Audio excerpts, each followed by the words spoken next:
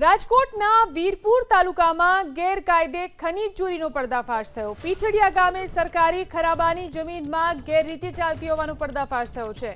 સરકારી ખરાબાની જમીનમાં રેતી ખનન કરતા 4 શખ્સ ઝડપાયા।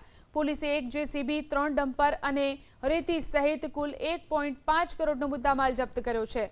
રાજકોટ રેન્જ આઈજીના ખનીજ માફિયાઓ સામે આકરી કાર્યવાહીના આદેશ। રાજકોટ રેન્જ આઈજીની સૂચનાને પગલે ખનીજ માફિયાઓમાં ફફડાટ ફેલાઈ ગયો છે।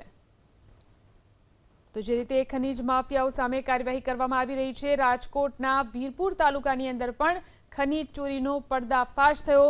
પીઠડિયા ગામમાં સરકારી ખરાબાની જમીનની અંદર ગેરરીતિ ચાલતી હતી। સરકારી ખરાબાની જમીનમાં રેતી ખનન કરતા 4 શખ્સ ઝડપાઈ ગયા। પોલીસે 1 જેસીબી, 3 ડમ્પર અને રેતી સહિત 1.5 કરોડનો મુદ્દામાલ જપ્ત કર્યો।